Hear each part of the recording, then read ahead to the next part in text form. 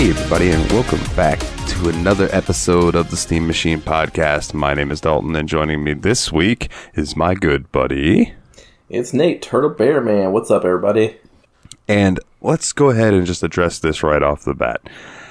I bet you were expecting to see Full Throttle show up in your download list, because that's what I plugged the past 2 episodes that we released last week. Unfortunately, Willie came down with a cold or something. It's not COVID. But you know, he's feeling under the weather. So Nate was like, "Why don't we push Full Throttle? And me and you cover a real short game." And I was like, "Brilliant! Let's fucking do it." And we chose CreaVures, which is going to be the game that we're talking about today. And man, good choice. I have to say, like, we made a good choice. Yeah, it was funny because me and Dalton were looking through the short games list because Dalton has a file he's put together. It has everything on it that's under a certain amount of time. So we were just looking for things like 2 hours and below, basically. And this one really jumped out to me. And I think Dalton really liked the aesthetic when we were starting to look at pictures of it and stuff. So we decided to go with this one. Yeah, like he said, pretty good choice. I'm pretty happy with how it went out for us. Yeah, so Willie, we hope you feel better, buddy. And we will be getting Full Throttle next week. And we'll be back on the normal schedule, but there is no Wikipedia page for CreaVures, my good sir. Not too surprising at all. But what I can tell you, good listeners, is that it's on Steam and it costs $4.99.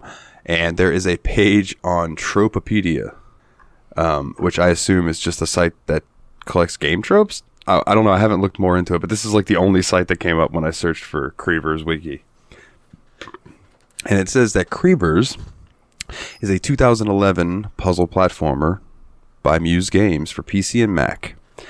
You play as 5 quote-unquote CreaVures, each with a unique ability that helps you traverse the environment. And you control 2 in tandem, which I thought was a cool little mechanic. You know what I'm saying? That you had to work together.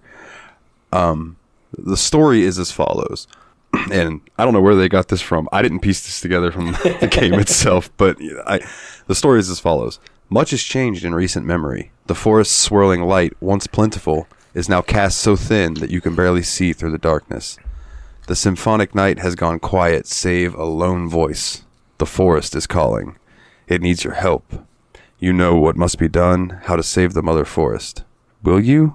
Go gather the others, they are waiting. Together you must venture deep into the forest to bring her back from the brink. Hurry, before the light is lost. Now that's a really cool little description for this game that gives you no indication of that I saw. Yeah, no, it kind of just drops you off with your first character, Bitey, who looks kind of like a cat, and you just kind of go from there. But yeah, like there's little cutscenes that are very non-descriptive as well throughout the game, but I don't know how you would have gotten the story. I guess it's just one of those things you have to read the game description of to understand it all. But I didn't think the story was too critical to the gameplay itself, so I was okay with it. Now, this game could have had no story, and it still would have been just as good. You know, so my first impression, you brought up that I was digging the aesthetic, and that was the thing that jumped out to me the most. This game looks really cool. Yeah. Completely agree. It's absolutely beautiful. The color palettes they use, especially like going from area to area where there's slight changes, but it's always that really interesting kind of neon retro wave experience of it. Yeah. And I saw in some of the comments, and I think you mentioned this to me too, that people were complaining about the controls for the game. Yeah. Now, I don't know if they were complaining like using the keyboard. Maybe they were playing with keyboard and it was a little more difficult for them. I played with a controller, and I had 0 issues. I don't know about you. Yeah, I actually completely agree, because like, I remember looking at the reviews thinking, like, it says it has bad controls, but it still looked interesting enough for me to want to play.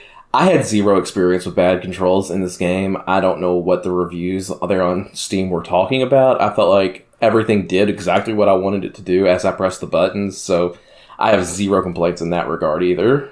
Yeah, and I mean, it's an indie game for $4.99, so you can't go into it expecting, again, that Nintendo polish or something like that, you know what I'm saying? But for, like, a little indie ditty, bro, like, it controlled perfectly good compared to some other shit that we've played that, like, that Duke Nukem game. Oh God, which that's not even indie. You know what I'm saying? Like that was done by a big studio. This game was an indie studio that controlled so much better than that. Now I see that you've got kind of marked out the order that you meet the characters. So do we want to talk about the characters? We can kind of run through that. Yeah, sure. Why not? Just like I was saying a little bit earlier, you start off as this character called Bitey, and it looks like a little cat. And their ability is basically they can growl at the enemies to make them not be aggressive anymore. Kind of like a rawr. He almost reminded me of the Cheshire Cat. Yeah, big Cheshire Cat vibes for sure. And like his abilities were like that growl, and then like there's like nuts hanging from the trees and whatever. He can use his teeth to bite and grab onto them. Yeah, and that's kind of how you can traverse some areas, is you kind of hop between those, getting across. Yeah. And then like I remember I guess the flying enemies don't come in until you get the next character, right? Which was Pokey. Pokey, yep. I kept wanting to call him Spike. It's understandable because he's kind of like a porcupine looking dude.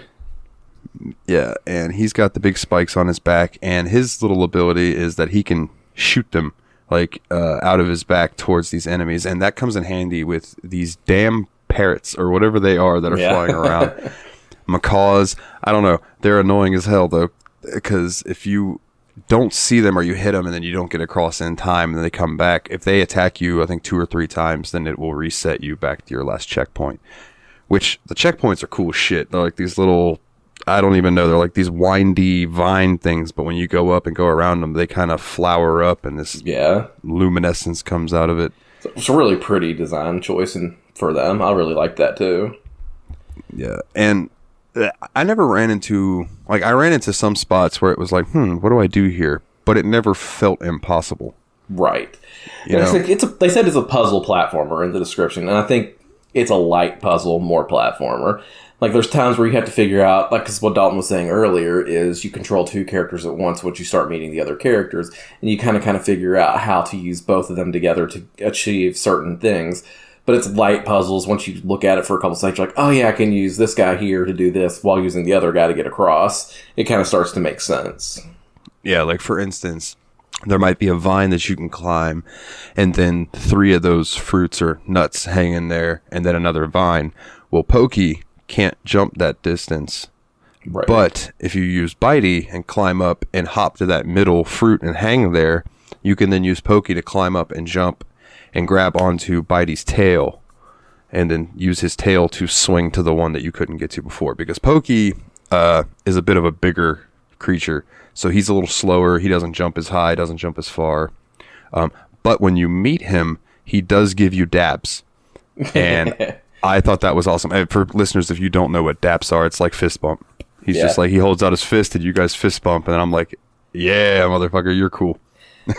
Yeah. So like we were saying, like the first stage, like the way it's designed is you have like an environment, and that environment has 3 stages. So you start off on the forest floor, which is where I think it's at the end of the first stage of that you meet Pokey, and we were telling you he's like the kind of porcupine hedgehog guy that shoots spikes out of his back. And you just continue on with him.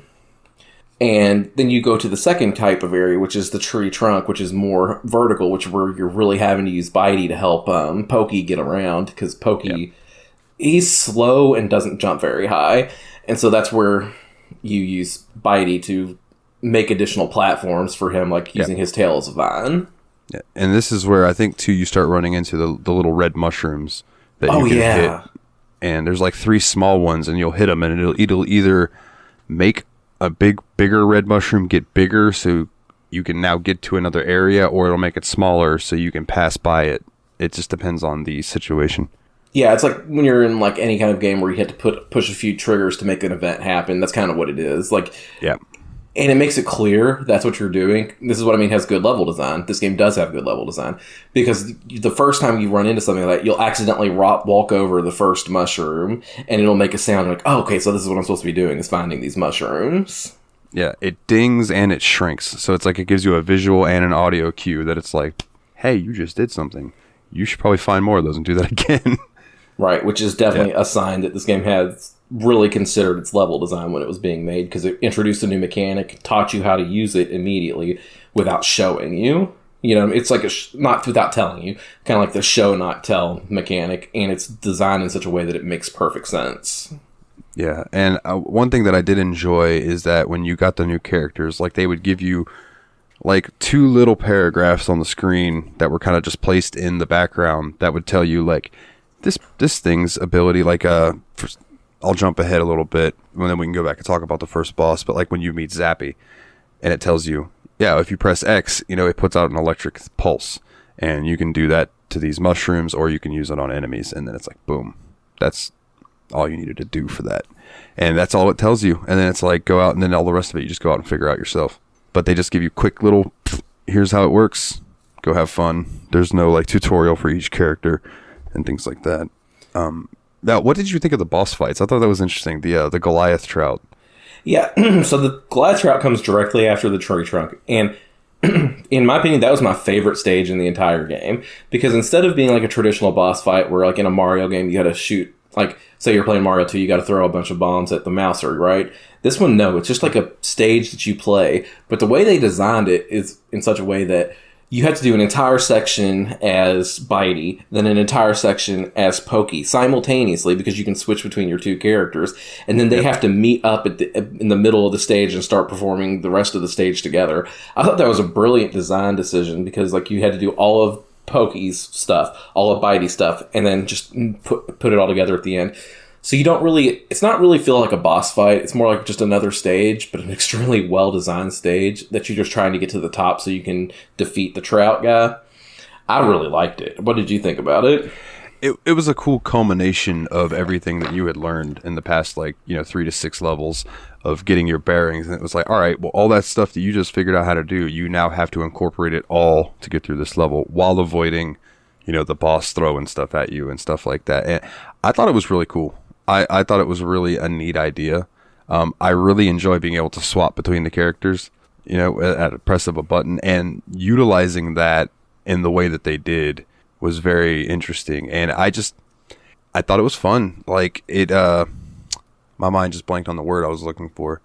And it was almost innovative. Like I haven't seen many games take where you've gotten the 2 characters and they have to use their stuff to get through the thing and then work together to get to the top. Usually when they split characters, you have to finish the level split, at least in my experience and stuff that I've played. So I thought it was a very cool design choice. Yeah, I definitely enjoyed that a lot about it. And that was a really interesting thing too, is I think it was a unique idea, because I don't know of too many games that do that, where you play as 2 different characters where you swap between them. And I just thought that was a really interesting idea. And I saw some people complaining about the mechanics, saying, well, you have to do the same section twice because you got to play as both characters. But you don't, because there's sections where, like, the other ability that Pokey has is there's, like, walls that he can climb that he will also then leave spikes in the wall so your other characters can climb it. Mm-hmm. So he has to go that way, whereas Bitey could go up the vines a different way. Quick thing about that. I thought it was a nice little detail that they animated him reaching to his back and pulling a spike out whenever he was climbing. Like, they didn't have to do that. They could have just made it appear in his hand as he climbed, but like they made him reach around and pull one out of his back and stick it. I thought that was cool. Yeah, keep in mind all these characters are super neon design, so it looks really cool too, because you have this, he's pulling this bright spike out of his back and plugging it into the wall and then doing it again, so you just have all these bright colors. It's just really cool. Yeah, well, one of the Tropedia descriptions of this game is bioluminescence is cool, the game. And it's like, yeah, dude, it's absolutely like bioluminescence looks really cool, and that's everything about this game. And yeah, I love the fucking, because this game used a lot of purples, blues, reds, and like greens and things like that, and very neon, but also muted darks and stuff. And dude, it really popped. Like it really like popped on the screen. And running it at the max graphics, I thoroughly was just like eye pleased. Yeah, as weird as that sounds. I definitely ran this at max graphics too, because I didn't think there was any reason not to run a 2011 game at the highest graphics setting. Now, I did play in windowed mode because I wasn't sure that if it would have stretched out the graphics, so I played it in a smaller window on my screen rather than a full screen. How did you experience that? Did you play a full screen? Yeah, I played in full screen. Did everything still look good? Yeah, it looked fine to me. I actually didn't even try it in windowed. I'd be curious, what the difference is. But yeah, it didn't look stretched or anything like that. Okay, that was my concern and the reason I didn't play it in the full screen mode. So after you beat that boss, you then move on. I honestly thought that was the end of the game. I was like, oh, okay. And I was perfectly happy with that. I was like, that was a cool little experience. Whatever, $5. But then you moved on to the swamp. And when you get into the swamp, that's where you meet Zappy. And is he just like a lizard with a light on the top of his head? I don't know if he's supposed to be an electric eel who's evolved some. I don't.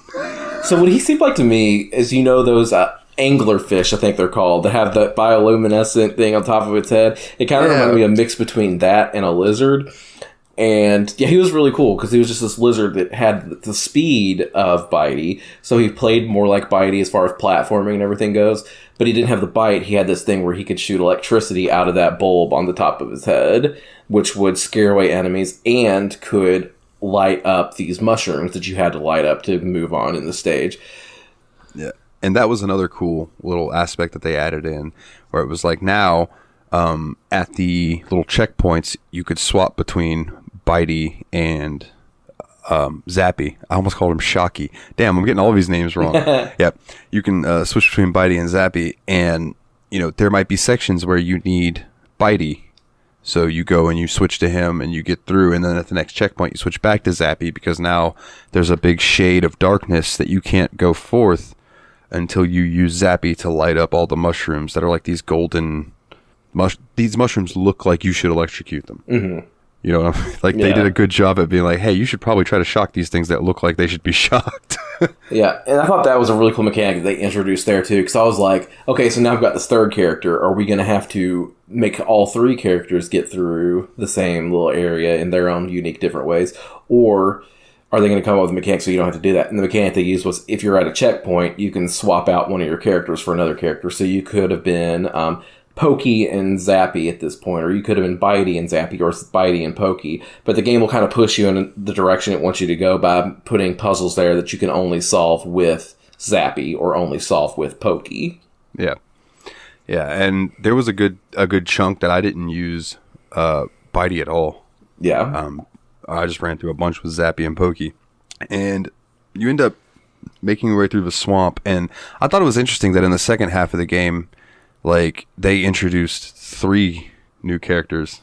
You know what I mean? It's like they waited and didn't really space them out, because you get Zappy, and then you make it through the swamp, and boom, you meet Rolly. Yeah, and Rolly, I think, was kind of like... I'm trying to figure out if I felt like she was more like a armadillo or a roly-poly bug. So she's like kind of like a cross between both of those. But her special ability was she's able to roll up into a ball, and when she's in this ball, she can break rocks that are standing in your way, and she can just roll through enemies. So if you're rolled up, you can't be hurt, but she can't jump when she's in a ball. And her movement is a lot more like Pokey than Bitey or Zappy. So she's also very slow and prodding. Slow prodding and can't jump very high. Yeah. So you end up using her a lot of times to clear paths, and then you'll switch to one of the other ones to go and activate the mushrooms, so that like this jump now has a little mushroom platform for her to walk across or something, because she ain't jumping that motherfucker. Yeah, and so you meet her at the very end of the swamp, and then you move into the forest cave where you really start to use her a lot to get through certain areas. Yeah. And then my favorite character came out, and that was Glidey. Yeah, Glidey's the bomb, man. I love Glidey.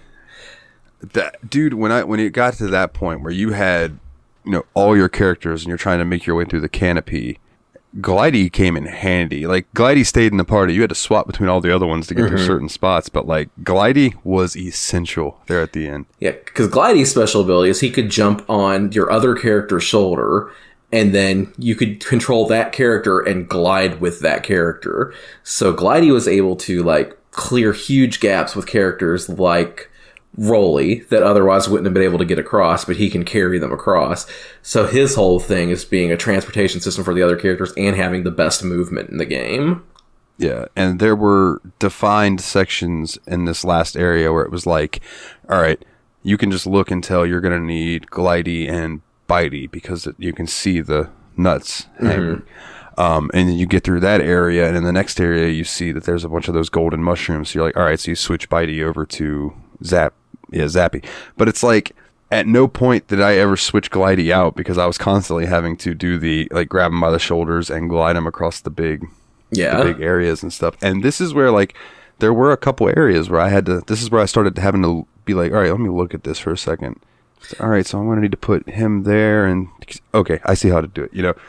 And because there were also sections where you had, like you said with Bitey, where Bitey had the nuts hanging across so he could get all the way across, but Glidey couldn't glide across it all by himself. So you had to put, like, Bitey in the middle, then glide across with Glidey, grab the tail, and then he could make it all the rest of the way across. Yeah. The one that I think me and you were both thinking of the same one, where there was, like, fucking 15 nuts across that long log. And I was like, all right, so which one do I need to get him on to where I glide to the middle and then I can glide to the other side? And that took me a few glides. I missed it the first 2 times. I knew, like, I had Bitey in the right spot, but it was like I didn't swing enough or something to get the good glide, and I would miss, and damn it. But eventually got it. But the cool thing about failure, even in this game, is, like, it just takes you right back to the checkpoint. And I don't think it's too stingy with the checkpoint. So if you die, you just go back to the previous one. And I think they were spaced out fairly well to where you didn't have to redo this whole huge section again just to get back to where you were. Yeah. Yeah, the checkpoints were very well spaced. Especially, like, if there was a really hard, if they knew that it was going to be, like, a challenge, there was usually a checkpoint within, like, 5 feet of that. So, yeah, you just popped up, then you could immediately try again. And sometimes you'd luck out, and the enemies that you hit with the spikes or whatever would still be fucked off. So you could quickly try to run through again before they spawned. And another thing that I think was a really good decision in this game was there's not a life system. So you're not playing a game, and if you run out of lives, you have to game over and start from the beginning. No, there's no lives, so you just go back to the previous checkpoint and go from there. Like, every time. You don't have to worry about game overing ever. I didn't even realize that when I was playing through, but yeah, you're right. That is a fucking, that's nice, because it would have sucked to have to start a level all the way over. Yeah. But being able to just keep chipping away at it as you go, like, that's really cool. And that might be a cool design for, like, maybe a younger audience who, like, they don't get super frustrated because it's, you know, so that could be a cool thing for younger kids. Which this would be, like, in my opinion, like, a kid's first platform game with, like, mechanics. Yeah. This wouldn't be a bad choice to be like, all right, yeah, check this out. If you like this, then we can bump you up to something a little more difficult. But yeah, I agree with this. I think it's a good level of difficulty without being too challenging or too easy. So I think, yeah, I agree. And then it all culminates in the Falcon Elm, I'll call it a boss, even though you don't really fight the bosses. Like, you're kind of just dealing with what they're throwing at you. And the Falcon Elm boss really makes you use everybody to make your way up to the very top. And this is where, like, this is the area that took me the longest, probably, because there were a few areas where that fucking wind that the boss would blow at you. The wind and the birds. Oh, yeah, and the birds. And timing the dragonflies right. And then, so sometimes there are dragonflies or, like, the big rhinoceros beetles that you can hop on them on their back. They don't hurt you, but you use them to then get to somewhere else. Like, the dragonflies might fly you up. Yeah. Or the the rhino bug might help Roly get up on its back and then be able to jump and get to a vine or something. Yeah. And this Falcon Elm was the final boss of the game. And I have to say that I'm a little disappointed in it, because I didn't think it was anywhere near as well designed as the Goliath Trout boss, because I thought that one was fantastic. I thought this one was a little bit more just kind of throwing random garbage at you that didn't feel like a good challenge. Just kind of felt like, well, here's something you have to deal with. It's not necessarily fun. Yeah, I get that. Because it was a lot. Like, just, between the wind and then it throwing lightning at you and then all of the birds you have to avoid. It was like, it wasn't as clean as that first one, yeah, for sure. And I don't think it made use of all the characters as well as some of the other stages, because honestly, in this boss fight, I spent most of my time just with Glidey and Bitey, because they're the best moving characters in the game. And I don't even know if I used Roly at all in that final boss. I don't remember. I think, for some reason, I remember there might have been, like, 1 or 2 rocks that I broke, but that would have been it. I think it was mostly Bitey and Glidey that I used. I know there was a couple parts you had to shock in the beginning, but like once you got to that final stage of that boss, yeah, it was all glidey and bitey. And then once you get to the end, it's like, that's it. Yep, at the end, you get credits, and it feels good because you beat the game. Yeah. One thing I did want to bring up is the name of the achievements. Some of them are fantastic. When you meet Pokey, you get an achievement called Be a Pokey-Mon Master. When you meet Rolly, this is how I Rolly. Yeah. Like that. When you defeat the Goliath Trout, you get My Neighbor Troutoro, which is hilarious. And then It's Coming Right For Us was one that made me giggle too, which I got on accident. It's when you shoot an enemy off screen with your spikes. I thought there were some other really funny ones too, like there's one called 1.21 gigawatts, which you get for zapping yourself in the swamp, which is definitely 100% a reference to Back to the Future. Oh yeah. And then this one kind of made me laugh. It's dorky. If you like brain work, please. Arrested Development. If you get all the essence in the game, because there's collectibles called motes and essence. If you get all the essence of the game, it's like, there's always essence in the banana stand. Yeah. I was wondering what that was from. I saw that. I didn't get that one, but I was like, always essence in the banana stand. What is that? Yeah, it's an Arrested Development reference. I got you. I do like that I think you and I both collected all the motes and we got Motorhead. Yeah. It was definitely harder because there's two collectibles in this game, like we were saying, motes and essence. I don't think they actually do anything other than exist just to be collectibles in the game, because I didn't notice it changing anything gameplay-wise.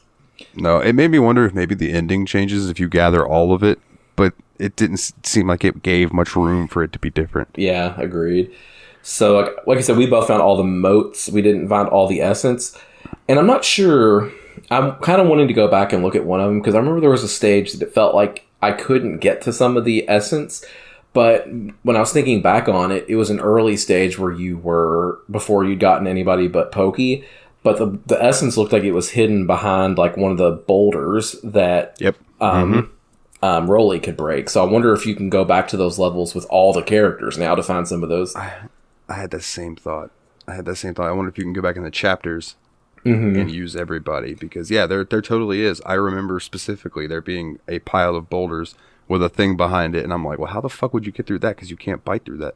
Yeah, okay, so you're with me on that. So I'm glad we both noticed that. So now I kind of want to go back, and I'll say this right now, this game is worth going back to. Like, the thing about this game to me is it was extremely relaxing to play.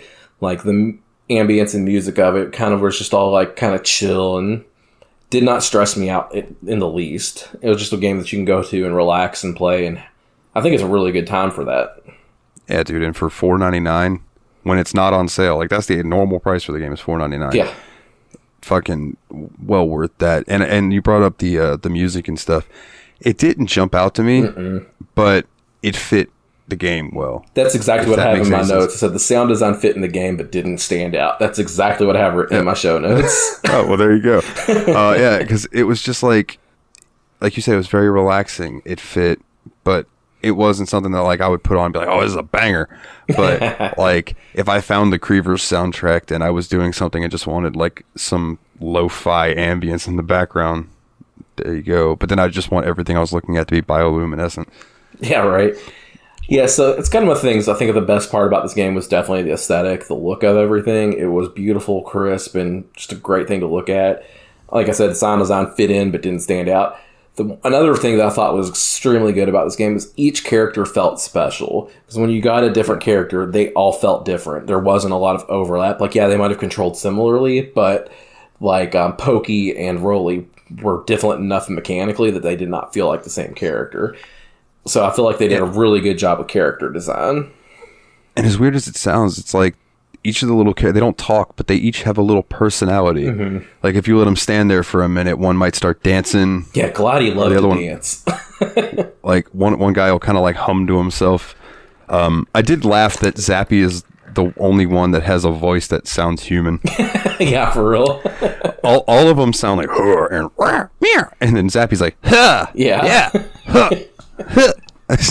Like, that's funny. I didn't even think of it that way, but you're absolutely right. Now, when we first started talking about playing this, it sparked a memory in my head of a game that I played called The Undergarden back on PS3. And you got to witness in real time me remember that game, Google it, see it was on Steam, flip out and buy it for $1.79 or something. Yeah. I was like, oh, it's on Steam.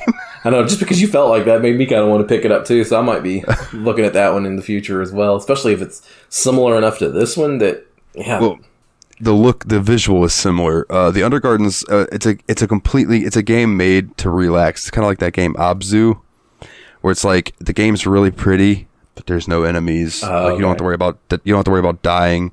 Like your job is to go through these areas and pass by these flowers and make them all bloom and stuff, which they're all bioluminescent looking, just bright, beautiful colors. And yeah, I told you how I played it, and yeah, it was a really, it was like, whoa, dude, game. So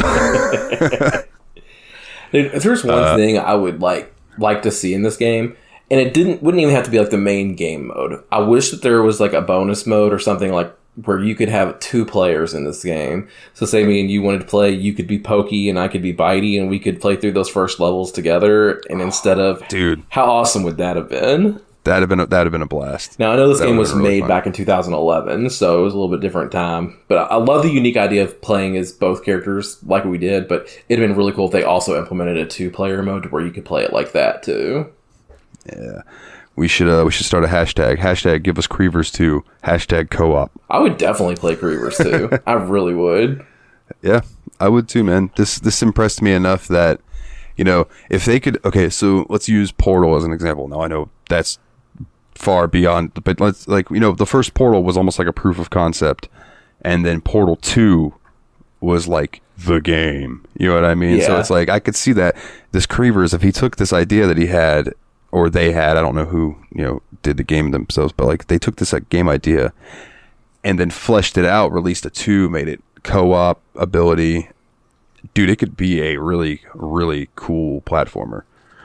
And, you know, if you could capitalize on newer graphic engines and things like that for like the PS5 and new graphics cards with that bioluminescence, bro, you could have a fucking art piece of a game. Yeah, and it looks like this indie studio is still out there. They're called Muse Games.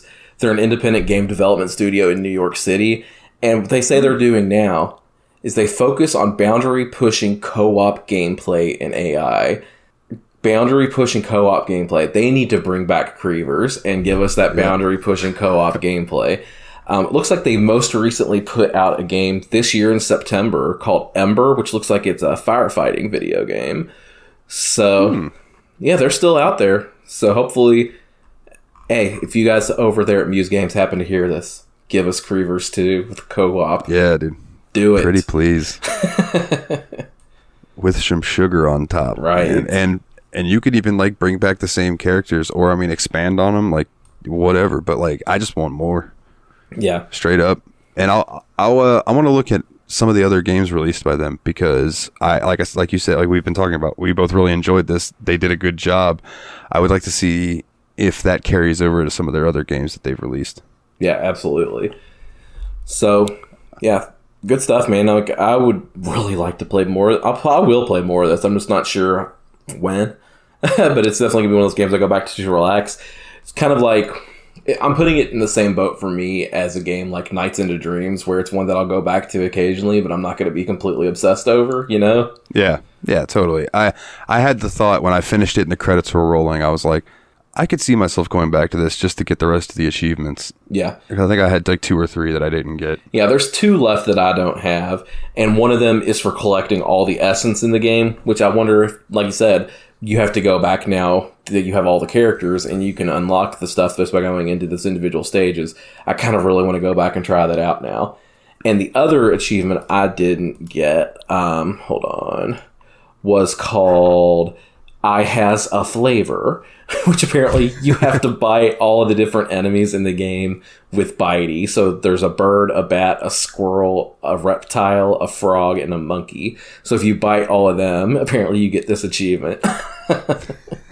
I know I bit a monkey because I switched to bitey and ran back some in a level to go back and bite a monkey. Just because I don't know why, but I just had this like thing in my head to go back and do that. Yeah, I think the one that I must be missing is probably the reptile, if I were to guess, if I'm only missing one, because I don't remember playing as Bitey too much in those sections of the swamp. I would generally just use Zappy there. I don't know if I ever bit a bird either, but I think I might have just shot spikes at him, but I could be misremembering. But also, if anybody's a streamer and you listen to this game is completely beatable in one stream. Absolutely. So if you wanted to do a 2 or 3 hour stream and play this game, you could knock it out, and I think your viewers would enjoy it, at least aesthetically. Yeah, it's really good, really fun, really pretty. Definitely would be fun to have on stream, especially if you are into that kind of visual. Yeah, for sure. Other things that I want to touch on here at the end real quick. Sir, we've been kicking some ass at Phasmophobia. Oh, dude. Yeah, absolutely. Like, we've been playing a lot lately, like a little bit so much it's irresponsible, staying up till 3 a.m. playing Phasmophobia is probably not the best for my sleep. It's been really fun, man. We're up to the professional difficulty, and we don't seem to be having too terribly like much of a problem with it. I mean, there's been some instances of only one person being left alive, but yeah, it's been really fun because like with Willie being out sick lately, it's been just like kind of like me, you, and Dave. And I know last night we had a big group like Grim and Jeff were playing as well, but like. It's been mostly like me, you, Dave, and Willie have been kind of the grindy boys on it. Yeah, we're all like in level 70s and 80s and 90s now and stuff. It's been a really good time, dude.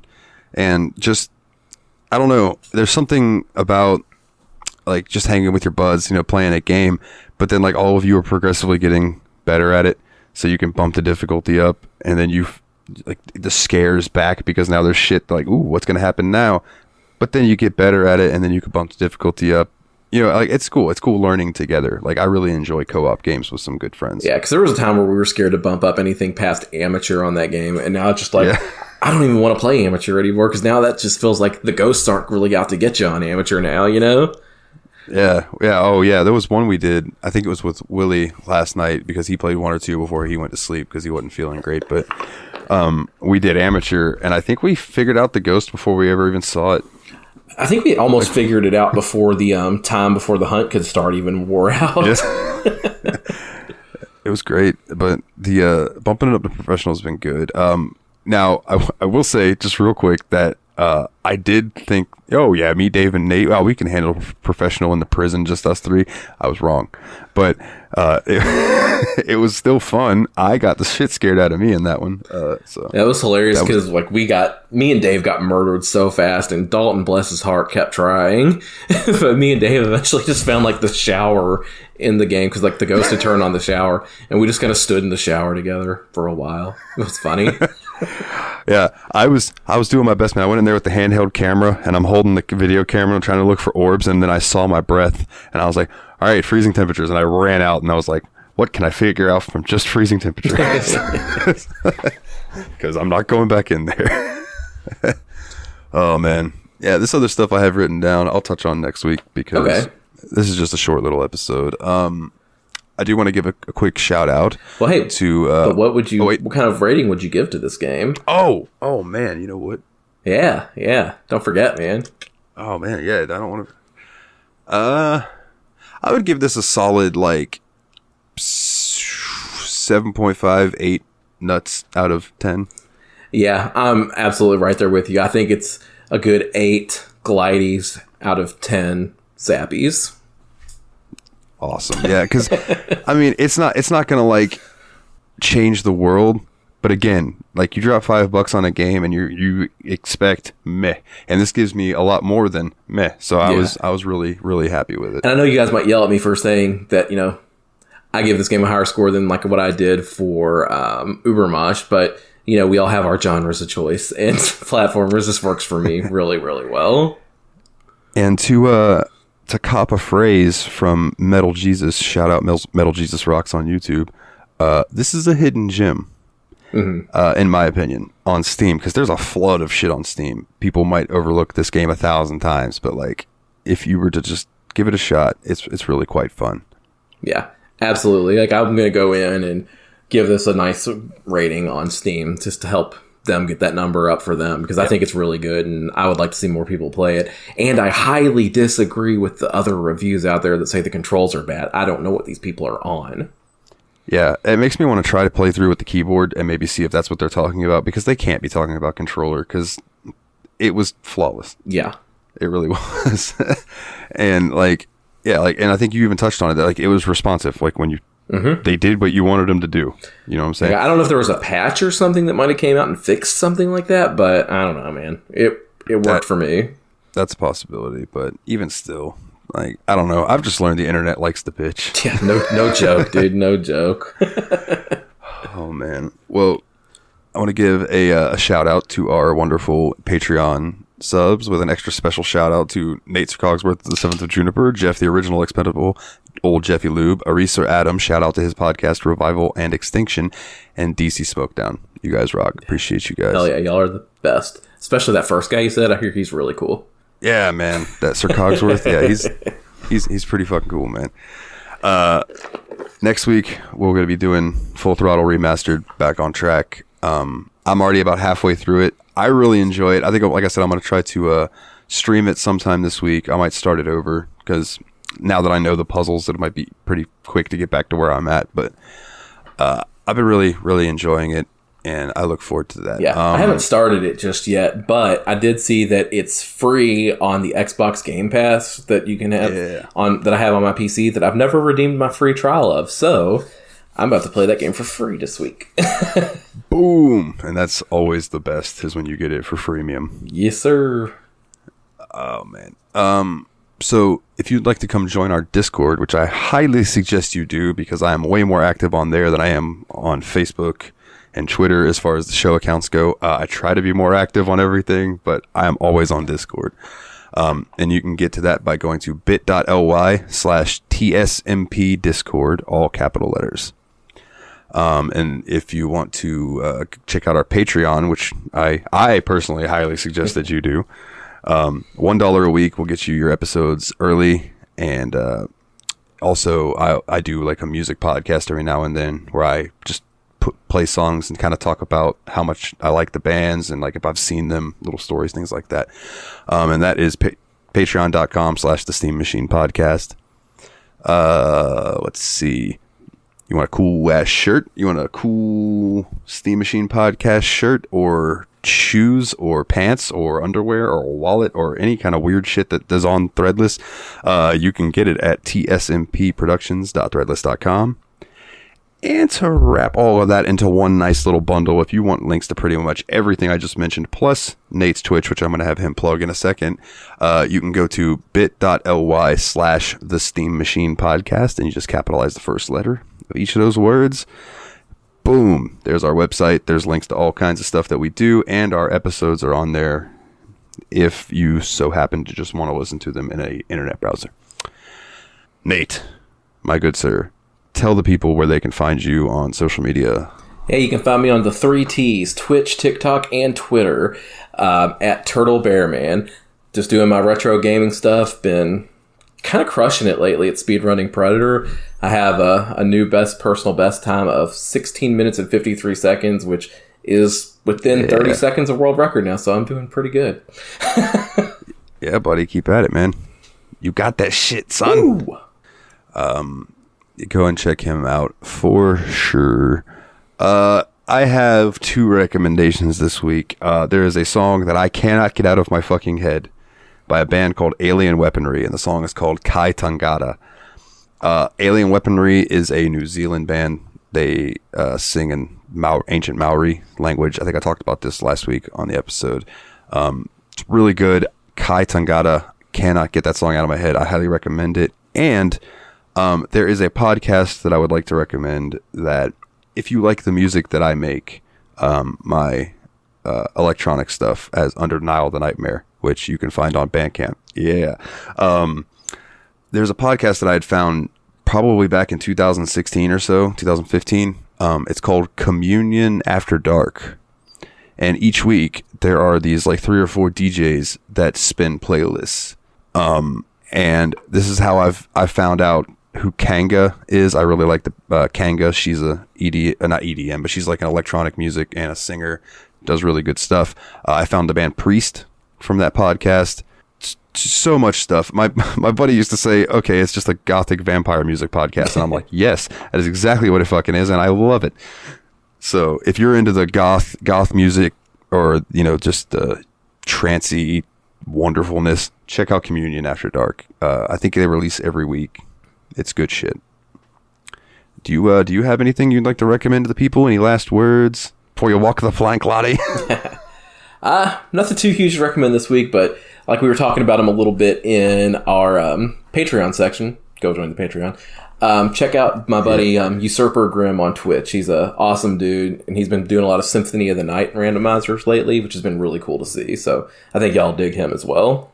Yeah, Usurper Grimm on Twitch. He's the man. Grimm, you'll see him every now and then in our Discord. I know if you're in the Tadpog Discord, shout out Tadpog, Tyler and Dave Play Old Games. You'll probably catch Grimm more so in there, but he does pop in ours every now and then and shows us his pretty face. In fact, I believe he is now rated into somebody that I don't know who it is, so that'll be interesting whenever we end this, like find out who this person is. But on that note, next week, Full Throttle Remastered. Yeah, go buy CreaVures, $4.99. It's fucking fantastic. Oh, yeah. For Nate, I am Dalton. As always, guys, take it easy.